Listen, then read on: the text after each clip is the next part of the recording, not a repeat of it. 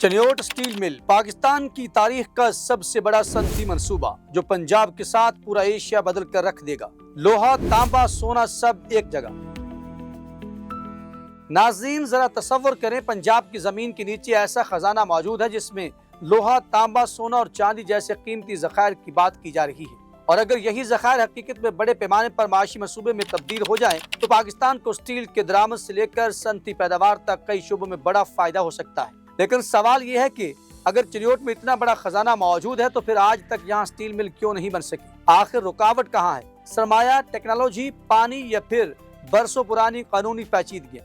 اور سب سے اہم سوال، کیا 2026 وہ سال بن سکتا ہے جب چنیوٹ کا یہ منصوبہ فائلوں سے نکل کر حقیقت بننا شروع ہو؟ دستیاب معلومات کے مطابق چنیوٹ کے ذخائر میں بڑی مقدار میں خام لوہے کی موجودگی کا دعویٰ کیا گیا ہے، جبکہ بعض نمونوں میں لوہے کا معیار تقریباً 60 سے 65% تک بتایا گیا ہے۔ اگر یہ اعداد و شمار بڑے پیمانے پر تجارتی سطح پر ثابت ہوتے ہیں تو یہ پاکستان کے لیے انتہائی اہم پیش رفت ہو سکتی ہے، کیونکہ اعلیٰ معیار کا خام مال مقامی سطح پر دستیاب ہونے کا مطلب یہ ہے کہ پاکستان کو اسٹیل کی پیداوار کے لیے بیرون ملک سے خام مال منگوانے پر کم انحصار کرنا پڑ سکتا ہے۔ اور دلچسپ بات یہ ہے کہ معاملہ صرف لوہے تک محدود نہیں، چنیوٹ کے حوالے سے تانبے کے ذخائر کی بھی بات کی جاتی ہے، جبکہ دھاتی تجزیوں میں سونے اور چاندی کے اجزاء کی موجودگی کا بھی ذکر ملتا ہے۔ یعنی ایک ہی خطے میں مختلف دھاتوں کی موجودگی اس منصوبے کو مزید اہم بنا سکتی ہے۔ چنیوٹ کا ذخیرہ زمین کی سطح پر موجود کوئی عام کان نہیں۔ فائل کے مطابق یہ ایک ڈی بلائنڈ ڈپوزٹ نوعیت کا ذخیرہ ہے، یعنی معدنیات زمین کی گہری تہوں کے نیچے موجود ہیں۔ کچھ مقامات پر گہرائی 150 میٹر سے 600 میٹر یا اس سے بھی زیادہ بتائی گئی ہے، اور اس کے ساتھ سب سے بڑا چیلنج ہے پانی۔ چونکہ یہ علاقہ دریائے چناب کے زیر زمین پانی کے قریب ہے، اس لیے یہاں عام انداز میں کانکنی کرنا آسان نہیں۔ انجینئرز کو پانی نکالنے، زیر زمین راستے بنانے اور مخصوص ٹیکنالوجی استعمال کرنے کی ضرورت پڑ سکتی ہے۔ یہی وجہ ہے کہ منصوبے کی لاگت اربوں ڈالر تک پہنچنے کا امکان ظاہر کیا گیا ہے۔ پھر اسٹیل مل کہاں بنے گی؟ چنیوٹ کا علاقہ موجود موٹر وے اور ریلوے نیٹ ورک کے قریب ہے، اسی وجہ سے یہاں کانکنی اور اسٹیل مل کو ایک دوسرے کے قریب رکھنے کا تصور پیش کیا گیا۔ فائل میں ایک ایسی اسٹیل مل کا ذکر ہے جس کی سالانہ پیداوار تقریباً 10 لاکھ ٹن تک رکھنے کی بات کی گئی ہے۔ اگر مقامی خام مال سے اسٹیل تیار ہوتا ہے تو درآمدی خام مال، شپنگ، پورٹ ہینڈلنگ اور دیگر اخراجات میں کمی آ سکتی ہے۔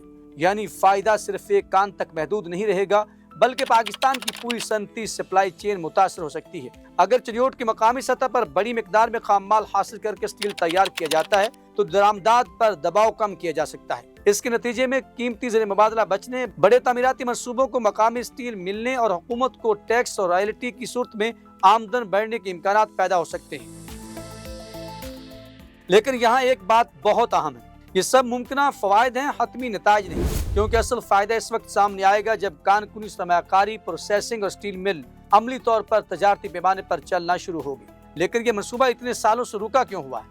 یہ شاید اس پوری کہانی کا سب سے بڑا سوال ہے۔ دستیاب معلومات کے مطابق چنیوٹ کے ذخائر کی دریافت کئی دہائیاں پرانی ہے۔ بعد میں مختلف ادوار میں ڈرلنگ، جیولوجیکل میپنگ اور فیزیبلٹی کے مراحل آئے، جبکہ قانونی اور انتظامی مسائل بھی اس منصوبے کی رفتار کو متاثر کرتے رہے۔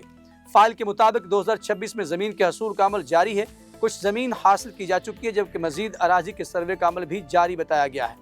حکومت کی جانب سے بیرونی سرمایہ کاروں کو بھی متوجہ کرنے کی کوششوں کا ذکر موجود ہے، لیکن پاکستان کے لیے اصل کامیابی صرف یہ نہیں کہ زمین کے نیچے کیا موجود ہے، اصل کامیابی یہ ہوگی کہ پاکستان اس دولت کو زمین سے نکال کر ویلیو ایڈڈ صنعت، روزگار، برآمدات اور معاشی ترقی میں کیسے تبدیل کرتا ہے۔ آپ بتائیں، کیا چنیوٹ پاکستان کا اگلا بڑا صنعتی مرکز بن سکتا ہے؟